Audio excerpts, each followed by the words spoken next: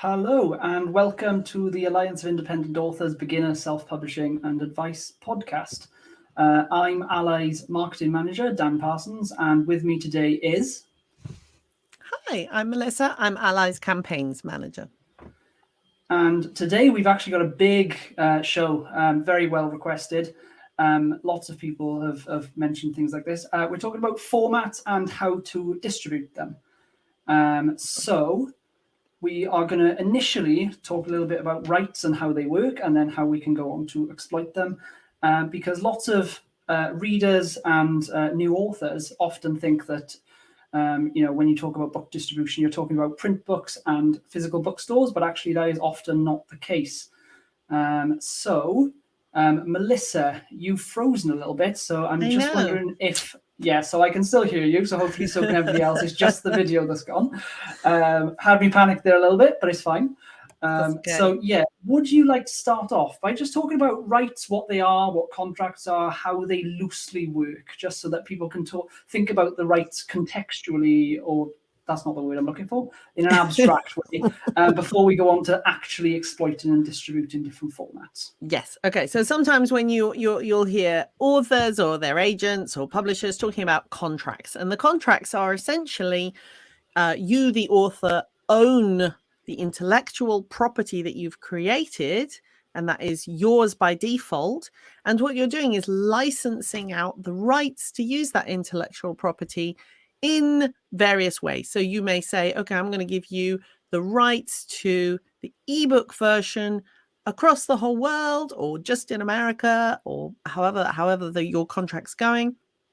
And you will use that to then there'll be some form of compensation that works there. So if you were going with a traditional publisher, they would then pay you to be able to exploit those intellectual property rights for a set period of time. I'd just like to say that a book is actually broken up. You write one book, and that's the only thing that you sort of need to do at the start. But obviously, that's broken up into hundreds of different intellectual property rights. So there's ebook, audiobook, paperback, hardback, large print, subsidiary rights, and things like that. So subsidiary rights, I think they're sometimes called auxiliary rights. I think it depends on the territory and which lawyers you're working with at the time. But these tend to go into things like merchandising and character rights and soundtracks and all of the exciting movie things and all that most people don't get to. But it's nice to know that they exist, because then you don't sign them away too early when somebody asks you for subsidiary rights, when they really only need UK print in English, and you don't really know what you're signing away until it's too late, and you could have resold those at a later date. Indeed. And one of the things that we always talk about is try to limit the license that you're giving. So you limit it by the format. So I'm not going to give you the audiobook right unless I can see you're going to do something with it. I'm not going to just sign that over to you and then it turns out you don't do anything with it for a long time. So yes. You can limit the format, you can limit the location, if you like, so which part of the world you get to exploit those rights in. And you can also limit the term. So you can go 7 years, 5 years, 1 year. You don't want to give in perpetuity, because that's not a good idea. If you're giving language rights, you can give away English. You don't necessarily want to license all languages indefinitely, because if the book goes huge and you want to do a Spanish only translation in a certain country, then you couldn't then use those rights again, because you've already licensed them indefinitely. So that's forever. You want to set it to a time limit and territories and all that sort of stuff. So you've got as many pieces of your pie that you can license out again in the future. And there's a clear distinction between licensing rights and selling rights. If you sell a right, and I know that's not entirely the topic of today's conversation, but it's worth noting, if you sell a right, then it's gone. Whereas if you license a right, you can limit it to a time frame and you still own the right, so it's like renting it out to someone so that they can exploit it. Indeed. And I think one of the things, so you may be thinking, well, I'm going to self-publish, so what's that got to do with it? But actually, when you are using something like Amazon, you are licensing your book to them for a certain period of time. You are basically using that platform to put that book out for a certain period of time. So something like Kindle Unlimited, you're saying, yes, for the next 90 days, you may have exclusive rights to this ebook. and then I can renew that ongoing or not as I wish. So that is a license, what you're doing there. It's a very short one, Yes. unlike most, but it is a way of licensing out. Yeah. Now that you've mentioned Amazon, and there are other formats besides the ebook with the Kindle Unlimited stuff and all that, there are lots of other stores. What do we think about reaching readers? How do we go about doing that? And I think, from my perspective, it depends on the format because it's always very different. What do you think in terms of what's your approach? I think the thing to always remember is people go, I've written a book, and you've written a manuscript. And now what are we going to turn that piece of creative work into? You've written essentially a creative work. And what can we do with that now? So now we can turn it into the obvious things, which are an ebook, a paperback. You may be very fond of hardbacks. You may want to do an audiobook at some point. You may think about things like large print or some kind of special premium version of the book. But each of those is a different format. And so you have to always think, how many things could I turn this one creative work into? That's a really important thing. I think the simple way to look at it for many new authors is if you want to create just 3 buckets, and there's going to be ebooks, because generally you use a similar file for all retailers. There are digital audiobooks. When we talk about audiobooks, we're not talking about CDs or cassettes or anything like that. It's going to be digital, through Audible and Findaway and places like that. It's going to be online libraries that people are licensing. We're licensing to them, and then they get a copy through their app or whatever they're using. And then there's print, which is the overarching umbrella for hardback, paperback, and large print.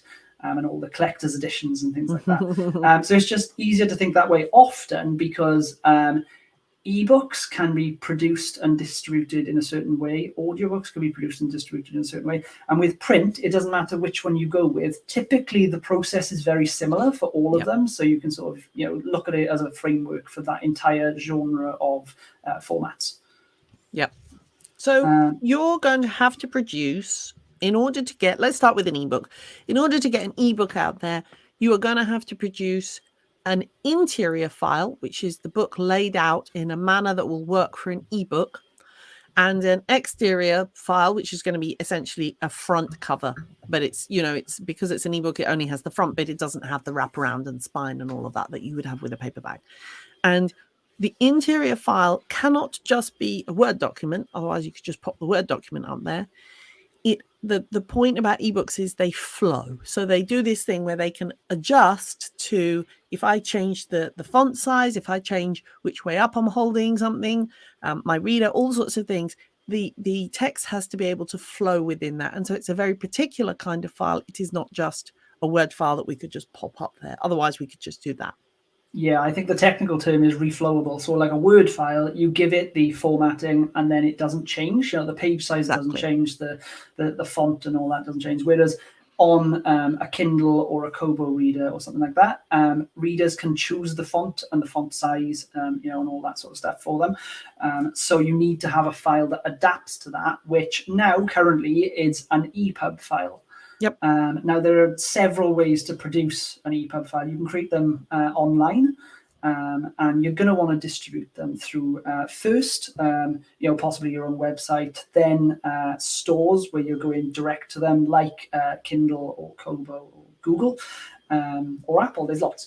And then you can go through aggregators after that to reach all of the smaller stores. So an aggregator is just a company that has an online portal where you upload the appropriate files, and then they distribute them to, say, anywhere between 5 and 200 different retailers for you, so that you don't have to do it every time to every retailer. Because it only takes, once you get good at this, it only takes half an hour per retailer. But if you're distributing to 100 retailers, that's a week of work. Yeah. So you don't really want to be doing that. It's really quite important to understand that whereas it may be worth continuing to go direct to your bigger platforms like Amazon or, perhaps Kobo and those kinds, at some point, you do not want to have 50 different accounts with all these different places that can sell ebooks. And so if you go to an aggregator, for example, Drafter Digital, they will take care of all that for you. So you will have one account with them, one dashboard to look at, and it will just make your life so much easier. Yes. And we are all in favor of making life easy. Yeah. So as Melissa said, when you're creating an ebook, you're going to want the interior file, which will be an EPUB, and then you'll want the front cover file. You don't need the whole wraparound for an EPUB. You just need the front cover file, which is going to be a JPEG, and then you can create the EPUB yourself online using different services. A lot of big retailers will have their own mechanism behind the scenes where you can put in, a Word file or a Pages file through Apple or something like that, and they can convert them for you into an EPUB. But they're often not the highest quality, and they're full of lots of glitches if you don't use specialist software to do a lot of this stuff yourself. They are very good and they're constantly improving, but often you want some specialist software so that you can go in and be hands-on tweaking things here and there to make sure every line is perfect. Yeah. And so you could use a retailer. The aggregators also have their own ones. So I know Drafted Digital has theirs, and I think Publish Drive has one as well. And then you can also go to a service like Readsy. They produce EPUBs, and I think Atticus also does it. I saw one done on the Readsy platform the other day, and it looked really nice. So that one's good.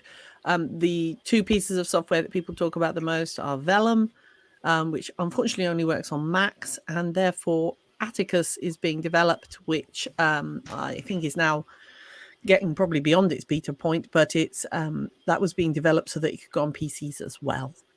I think back in the good old days before the really slick technology came into focus, I think I used some service called Calibre, which is an open source one, but it requires you to learn quite a lot of coding to fix all of the errors that it sort of spits out, which is difficult. Whereas these new platforms are much more approachable for anyone, no matter your technological background.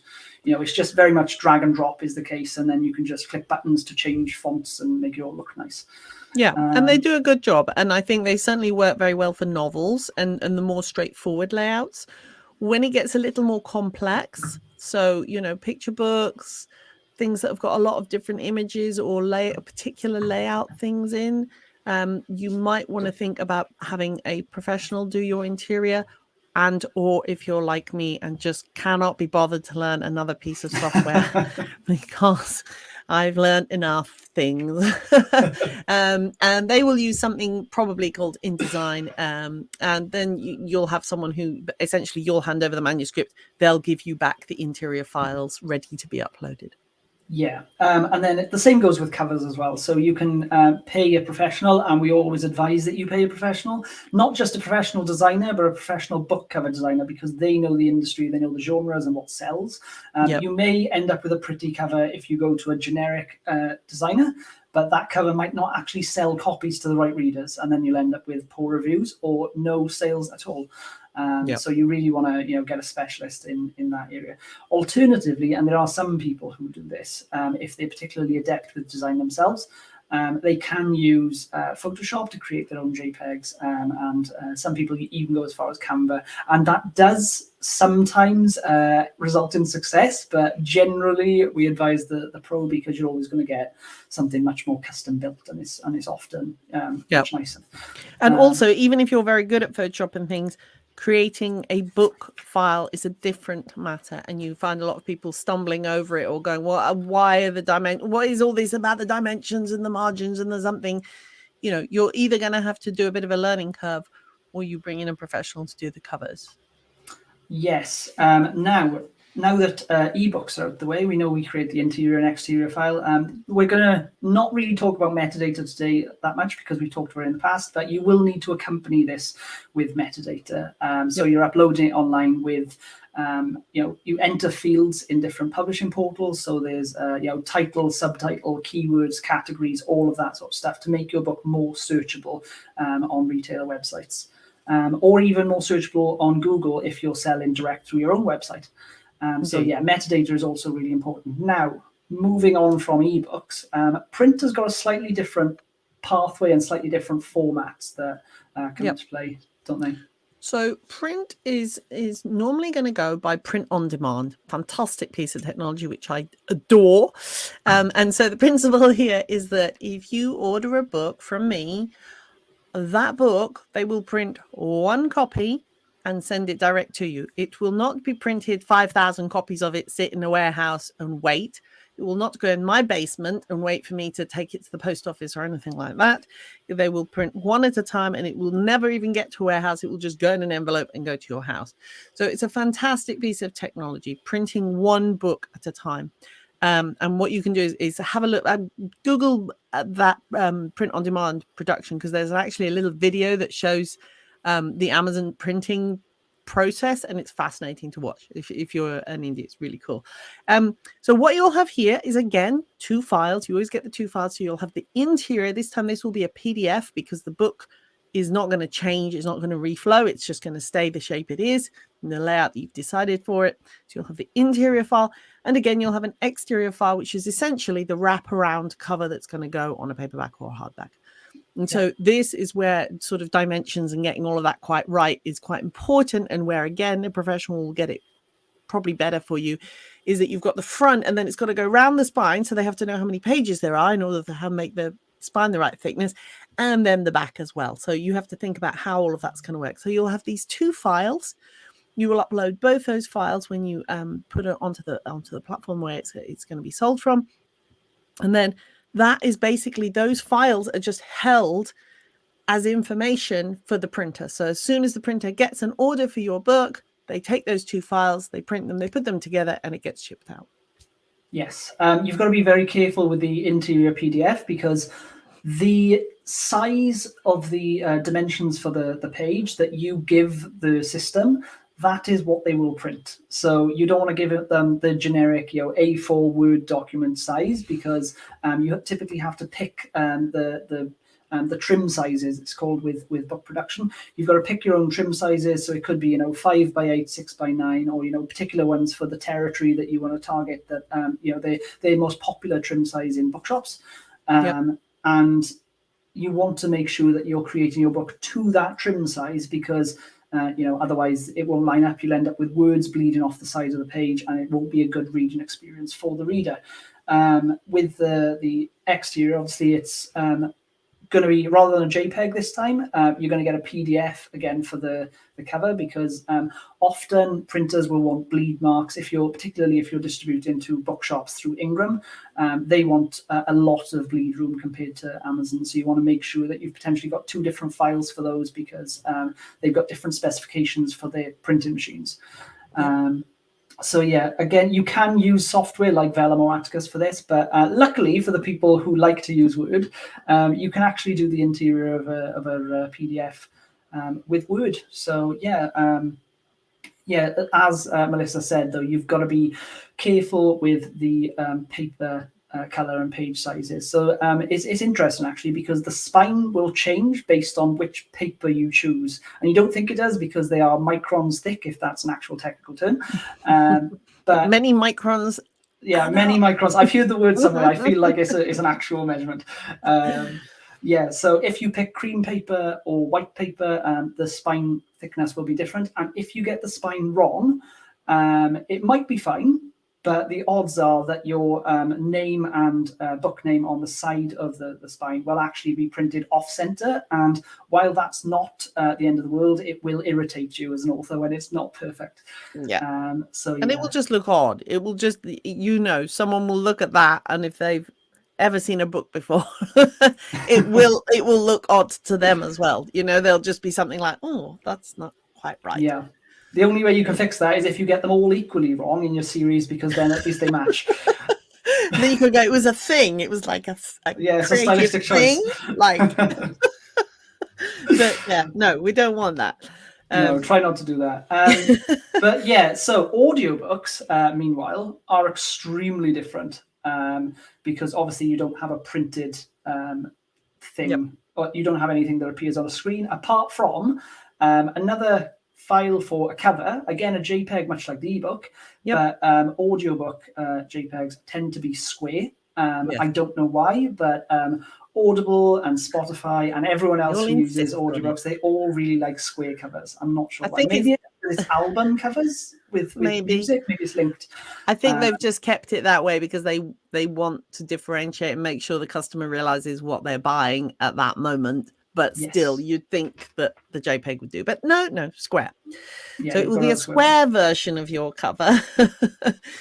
So again, if you have a professional cover designer, you will say, and I want an audiobook version of that cover. They will take what they've done, the design, and they will change it for you so that it looks square and not book shaped. So that will be an important part of that process.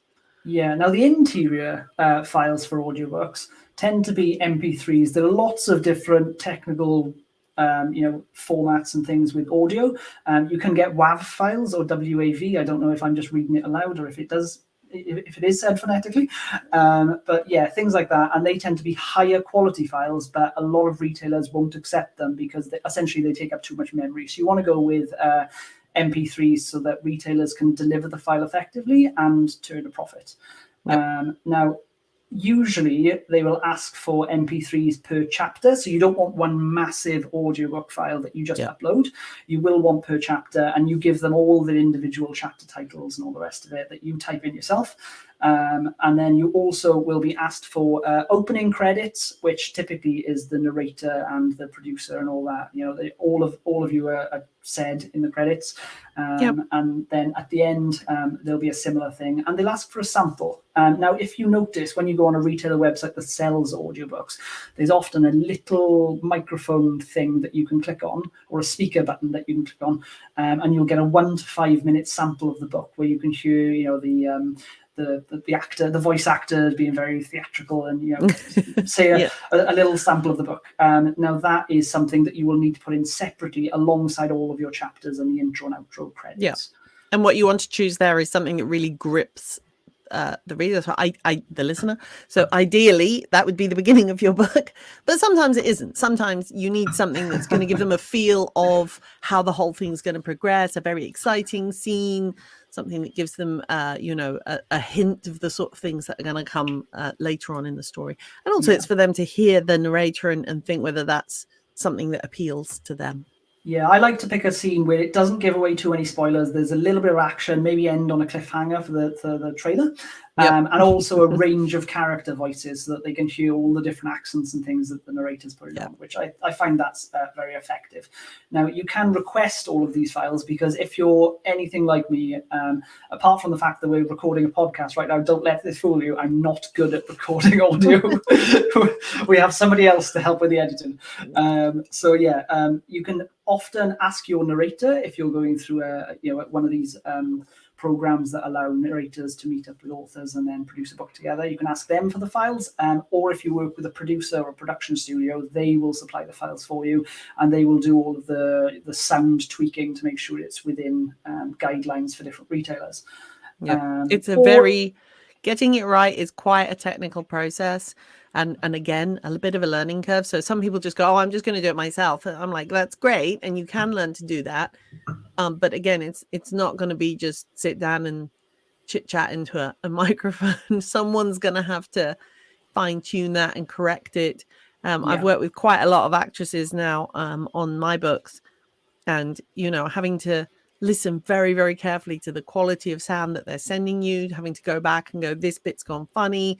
There's a funny sound in between these two parts, which is obviously where they've stopped and restarted and things like that. Correcting all of that takes some time. Yeah. And you also need to make sure they've actually read the words that are on the page sometimes as well, because I do this. I will read a book and I will add a word in that's not in the sentence because my brain imagines it. And narrators are no different. And sometimes people don't pick it up until it gets to the author. And sometimes the author doesn't pick it up either. And also when you're working with people, it depends how experienced they are. So just because of the way I did mine, a lot of them were actresses, which was great from the drama point of view, but they were not professional sound recordists. So the technical side was really hard for them. And then I worked with one person who was like a professional. She just did it all the time. And I mean, her sound was just perfect. I listened to 9 hours and there wasn't one single mistake of any kind. And I was like, insane, wow, that's the difference between someone who's, trying very hard and good at it and a real professional. Yeah. And there's probably a big price difference as well, but we won't go into that. So yeah, if you wanted to do it yourself and you thought you could either learn it because you've got similar skills that overlap, or if you really sort of gung-ho and want to record your own audiobooks, particularly if you do non-fiction, because a lot of non-fiction authors will record their own audiobooks because they want their voice to be the voice of the audiobook, then you can use software like Audacity, Adobe Audition, or Pro Tools on Apple, and they will give you the quality that you need. It just requires a learning curve. Yep. And I believe one of our advisors, Joanna Penn, has a book on recording your own audiobooks because she does that. So if you're looking, Joanna is very good. Some further information on that might be the way to go. Yeah. Now that we know how to create different formats, we should probably talk about distributing them and not just cut the podcast here, That would be a little mean, yeah. So so you've now got all your files. You've got your interiors, you've got your exteriors for the different formats that you're doing. I will say, and I think we've got this somewhere as well in our notes, but I will say, take your time. Don't. I know we say it's fantastic, do all these different formats, woohoo! But it's like just take it easy. Start with the ebook and the paperback, and just slowly. It's not a race. It's just do it slowly. So I mean, we're not doing everything ourselves, or you maybe actually, because you're quite advanced. But with me, so I'm 8-9 years into publishing now, and I've done ebooks and audiobooks and paperbacks. I'm only now moving into hardbacks, and that's 9 years in. It just takes a little while because you've got to get your head around all the different formats, and you want to keep bringing out books, so you don't need to concentrate all of your effort onto bringing everything up to speed at the same time, because some readers will appreciate a hardback 5 years after the original book came out. Some people just like them, and some people are not that bothered. So it's essentially where we distribute is 3 kind of basic areas. One is you can go direct, so that's on your site, and you would then be selling those files directly to you can do your audios obviously and your ebooks directly to your readers, so that's great.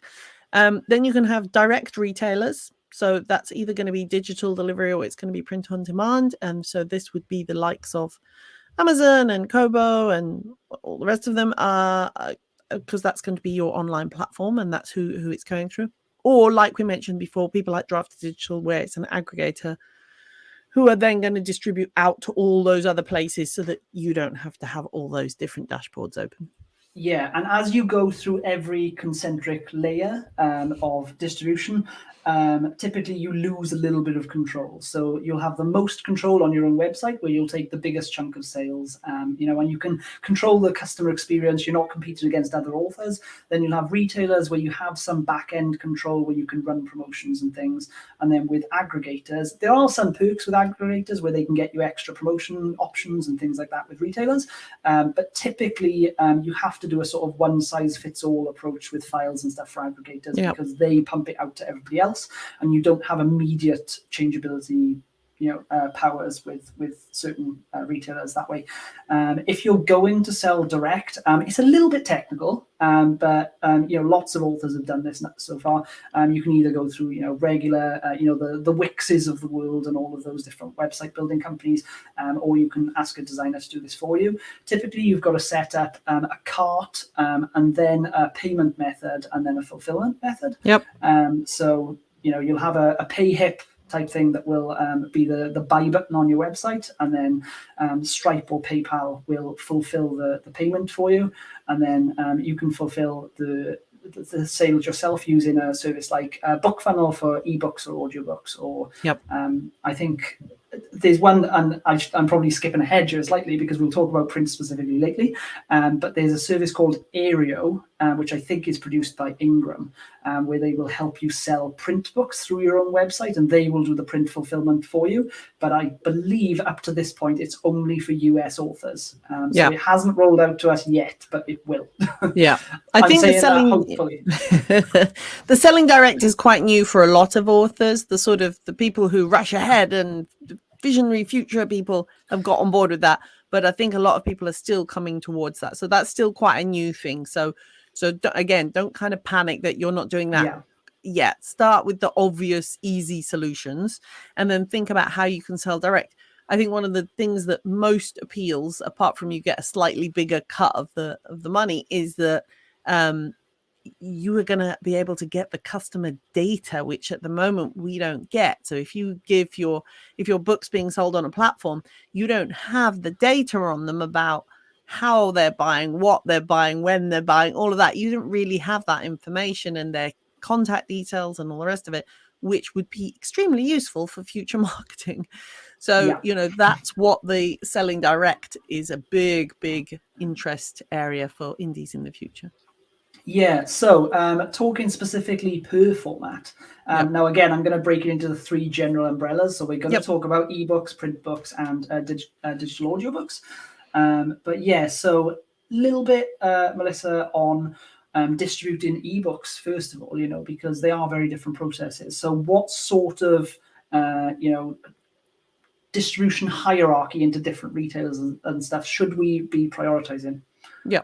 Well, I mean, personally, when I talk to beginners, I say, look, let's just keep this as simple as possible so that you're not panicking and you're not whatever.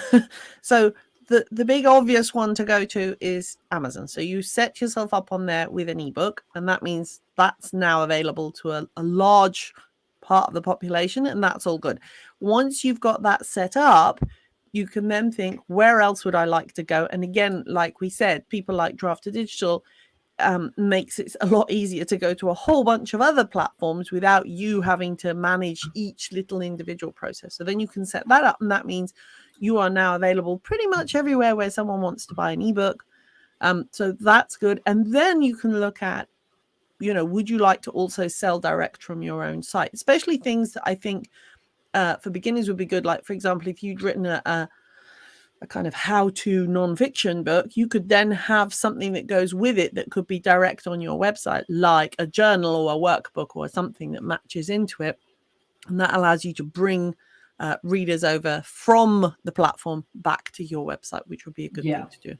One thing we should probably mention is there's usually some slightly different branding and different URLs for the websites for retailers, which is the front end of their business, and then the self-publishing portals, which is the back end of their business. So we've mentioned Amazon, but you're not literally going to Amazon to publish. You're publishing on Amazon's for readers to buy it. What you would actually be doing is go into a service called Kindle Direct Publishing, which is KDP, as lots of people will call it. And so, you'd upload your metadata and your interior and your cover files on KDP, and then it will pump through to Amazon where people can buy it. So they're 2 different websites, but they link together in that way. And the same with Kobo. So there's Kobo Writing Life is the website, and then Apple Books has Apple Books for Authors, and they're different websites. With Publish Drive, Draft2Digital, and Streetlib, which I think are the 3 biggest aggregators right now, then you're just going straight to them. And some of them do have their own stores. So I think Streetlib has their own store, but they also distribute to lots of different retailers. And with Draft2Digital, they've just acquired one of their previous competitors, which is Smashwords, and Smashwords also have their own store. So you'll get to the stores. You'll get to the stores by going through the back-end portals and uploading your data there. Now, with print, it's slightly different. So you can sell again, as we mentioned, there's using the cart and buy-in system on the website, but that will be secondarily. First, you'll want to go to retailers. So KDP does ebooks and paperbacks. It calls the paperback arm KDP Print, but it's essentially the same portal. You go to the same place. And now they also do hardbacks, I believe. I haven't done one with them yet, so that is the process I'm currently going through. All the fun. All the fun. It's very fun for me anyway. And you can also go to Barnes & Noble. So obviously you guys in America will probably be more familiar with Barnes & Noble than possibly some UK authors, but Barnes & Noble is the biggest bookshop in America. You can sell through Barnes & Noble Press is the back end for them. or you can actually sell to indie bookshops. So some authors will, they'll distribute books through an aggregator like Ingram. So Ingram use print-on-demand technology, and they fulfill lots of different bookshops. Or if you wanted to, and this is not recommended for a new author, but you can get a small print run and fulfill to your own local indie bookshops, and give them a discount and manage that yourself. But that's not necessarily going to scale unless you've got the business acumen to manage all of that. You're better off going through retailers and aggregators where they're using print-on-demand technology. Otherwise, what happens with 99% of authors who don't do that and they just try to do a big print run is you end up with a garage or a spare room full of copies of books that, and then you have some damp in your house and all the boxes get ruined and, all the money's wasted. So yeah, try not to do that. Yeah. And the important thing about Ingram is that they will then essentially have a catalog that's going out to all the wholesalers. So then that's where people like bookshops are going to be buying from. So I meet a lot of indies who are really worried about how do I get into bookshops, and it's quite difficult. We will give you a really good resource later on, but it is quite difficult. It takes quite a lot of work. The easiest solution that I found is you make sure your book's available on Ingram Spark, and then on your website, because a lot of readers don't know this, you just go, here's the button to go buy it at Amazon or wherever, and you just have a little note that says you can go into any bookshop anywhere you want with my name and the name of this book, and they will just order it in for you, and that will be taken care of by Ingram via their wholesalers. So a lot of people don't know that, and so they think, they either think that's a really obvious thing and they don't bother telling the reader, but the reader does not always know that. And that's just a really simple way of going, I can be in any bookshop you want. You ask for the book, they'll bring it in for you. Yeah, I used to work for a bookstore chain, and they had that same thing where, people would come in and request a book, and then you could get it delivered in for the price that the bookshop would sell it for, because they've got their own distribution systems. They would just order from Ingram or their own wholesaler that comes from Ingram. So one aggregator that I didn't mention, by the way, is Book Vault, which I'm hearing good things about recently. And I think they're a British company, which is sort of an equivalent of Ingram, where they'll print books for you. But they've got their own store called the Great British Bookshop, but they also distribute to other retailers that you can reach. Now, audiobooks, again, slightly different. So yeah, when you're trying to reach direct retailers, there aren't as many retailers that you can approach direct with audiobooks as some of the other formats. The main one that everyone knows is ACX, which is the back-end portal for Amazon. Again, they've slightly separated this from the KDP stuff. And it stands for Audio Creation Exchange, I believe. So this is a service where you can either be linked up with narrators, and then they work on a book with you, and you do various deals. You can either do royalty splits, or you can pay up front, and you manage everything from there on. And similar to ACX, there's I think Kobo Writing Life has a slightly different service where you upload your own files. And outside of that, you'd want to go to aggregators. So the biggest aggregator by far, I think, at the moment is Findaway Voices. Now, they've recently been in the news because they got bought out by Spotify. So they've got some seriously, heavy hitting weight behind them in the audio space. And it'll be interesting to see what they do over the next few years. But yeah, there are lots of aggregators in the audio space and fewer places that you can approach, for direct to retail. Yep. When you're uploading it, I always tell people the first time I ever uploaded the files and tried to publish, essentially, it took me a week. That's not because it takes a week.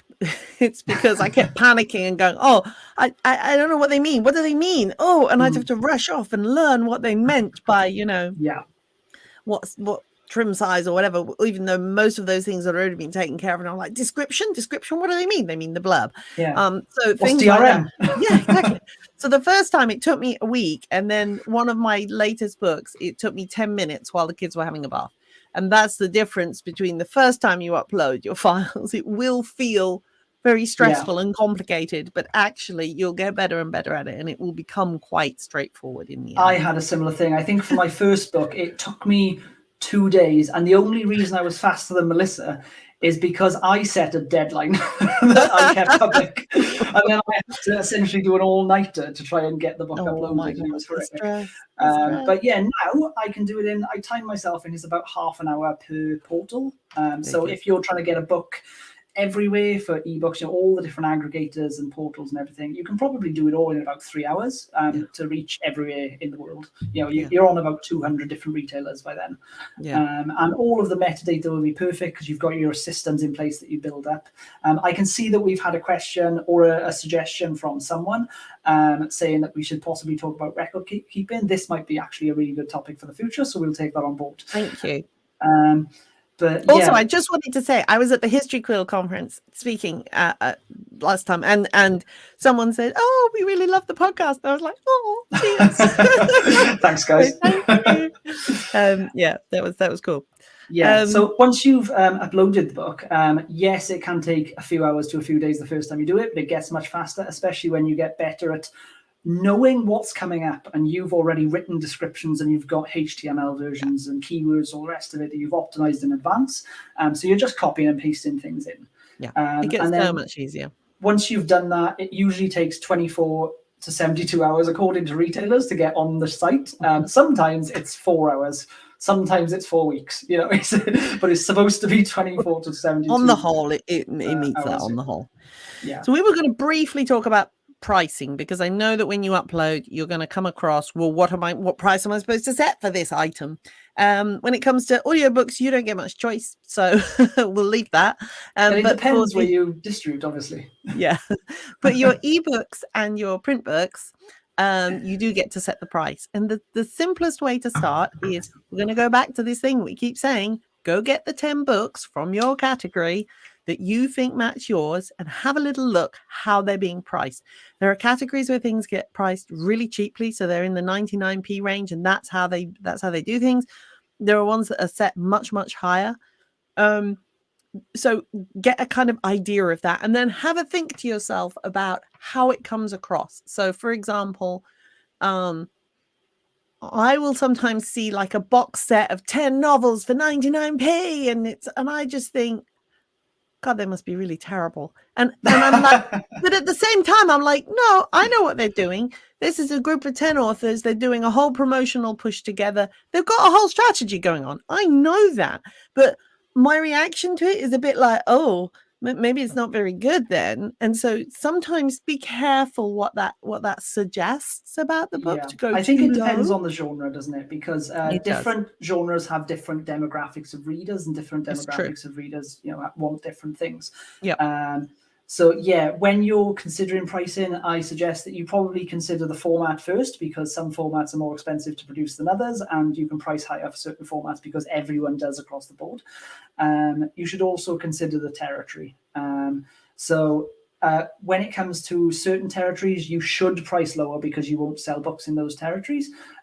What I tend to do as a rule of thumb, again, with the record keeping thing, I've got a spreadsheet of different territories and what, according to Google, is the GDP per person. So I can work out what the average salary is and then price my books accordingly. So more affluent territories will have a higher price, and then lesser affluent territories will get a lower price because I'll be more likely to sell copies there, rather than price at the same price and sell none.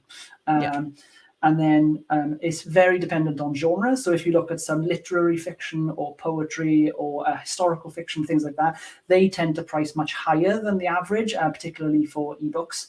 And we're primarily talking about ebooks, I think, in this context. And then if you look at some other genres, and I don't think there's one in particular that stands out, but there are some genres that price lower on average, some around the $2-3.99 mark, and then others higher on the $6-7.99 mark. I think on the whole, things like romance and crime skew low, and that's because their readers tend to read a lot. So they're reading a lot of them, but often more cheaply priced. But the other thing to remember is to leave yourself a little bit of room to play, because you can change the price anytime you want and just see what happens. Does it make the sales go up? Does it make the sales go down? Does it not have any difference? That's a really useful thing to experiment with, especially in the early days when you can just see what does your category work well with. And the other thing is to leave some room for promotional space, because if the book's 99p, me setting it to free, is that a very big deal? I don't know. Whereas if it was $4.99 and now it's suddenly 99p, oh well, that sounds like it's a big promotional drop. And so it's about thinking how you're intending to do promotional work as well. Yeah, it's kind of paradoxical that sometimes you're not even catering to readers, you're catering to a sort of business to business demographic. So when you're looking at getting promotions on some of your books, I've tried to get certain discount promotions that I've not got because I've discounted a book from $2.99 to 99 cents, and then I've seen the books that actually got the promotion, and it was a much more attractive offer to the promoters because they were discounting the book from $9.99 to 99 cents, and it looks like a bigger discount, even though the book may be the same length and the same quality. They know that it started at a higher price, so this seems like a more exclusive deal. So sometimes you want to price a little bit higher just so that you know you can have those bigger drops, and it can say 70, 80% off rather than 50% off. So yeah, there's a certain logic behind when you actually price, and it is highly dependent on which format you're pricing. So we've talked a lot about ebook pricing, but what about the other sorts of print formats and audiobooks, Melissa? Well, the thing with print books is you have an upfront cost. So the ebook, yes, you get a very small cut taken for holding the file and sending the file, but the file is a pretty small thing. When you're actually having to print a book, that cost gets taken off before you start thinking about how much money you're going to make on it. And so normally what happens is the platform will say, this book will cost X amount to actually print. Now you set the price based on that information, and what it will show you is the price, and then it will adjust and show you what margin you're actually getting there and what actual sum of money you'll get per book. And you can sit there and tweak it until you can see that you've covered all the costs and that you're getting a reasonable margin. But that does mean that I can set an ebook to 99p if I wish, but I can't do that with a print book because I would then be paying to have the book done. That doesn't sound right.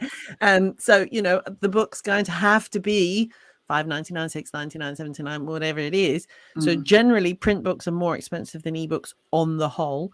In traditional publishing, they've done a slightly odd thing over the years, which still never fails to amaze me, which is where they'll push the ebook really high, and you think, I'm not paying $10.99 for an ebook. That's ridiculous. If it's not a box set.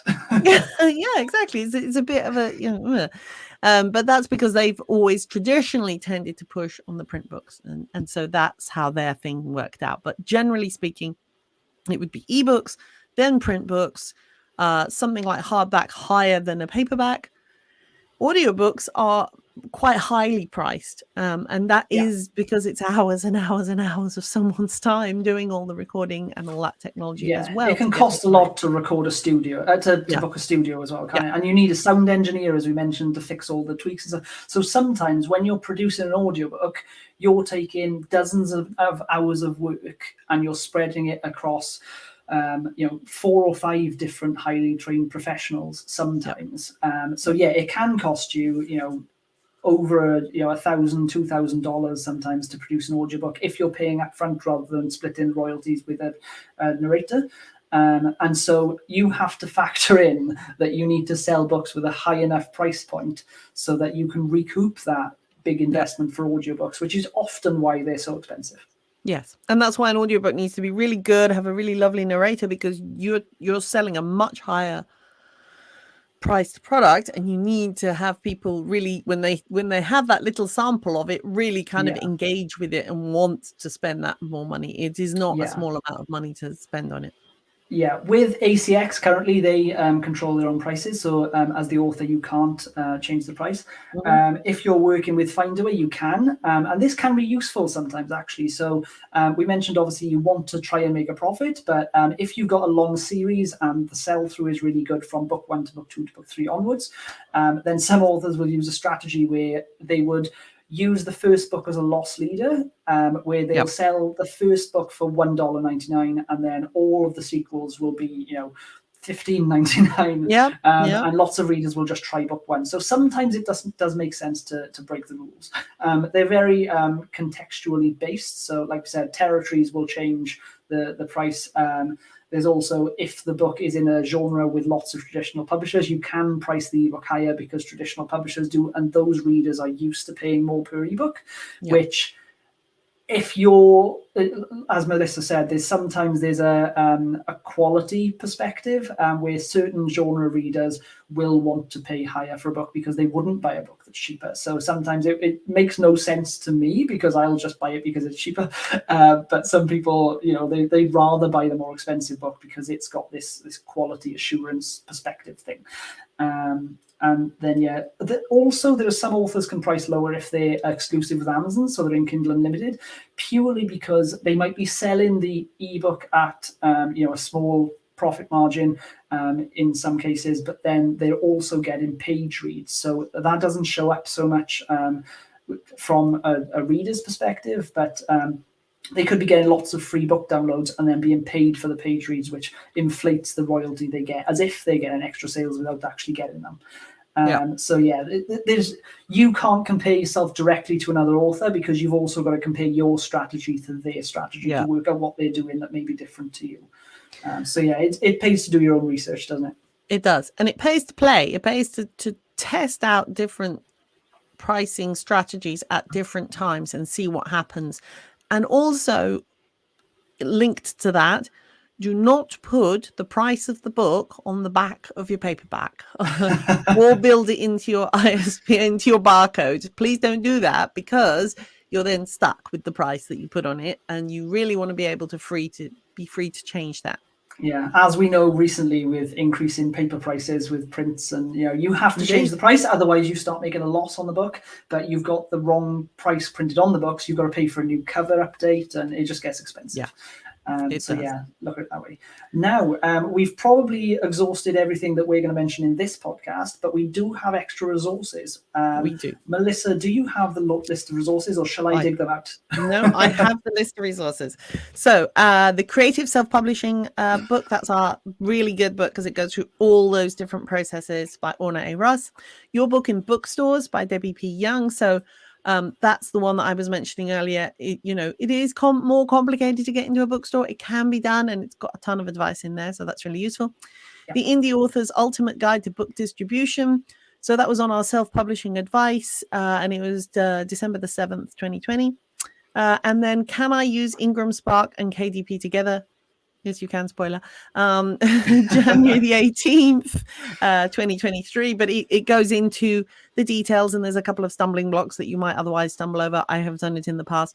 So worth looking at. Yeah, so they're just blog posts. Yeah. So that is how you get uploaded, and you press the word publish, and it's presumably starts doing that in the next 72 hours, you hope. And then you think, now I'm going to do a book launch. And we say, no, you're not going to do that. You're not going to do that because we're going to do a soft launch first. Yeah, this won't make sense to you until you know about it. It will make sense next month. It will all make sense.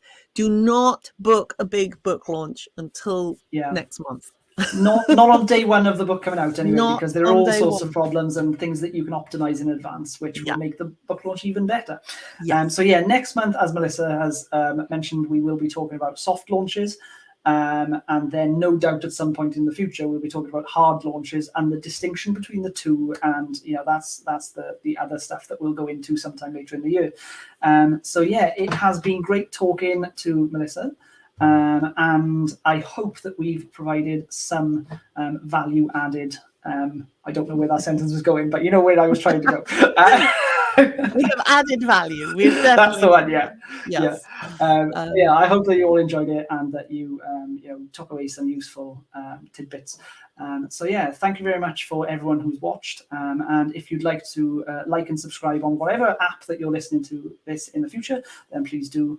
We will be back next month on the first Tuesday, I believe. So it is goodbye from me.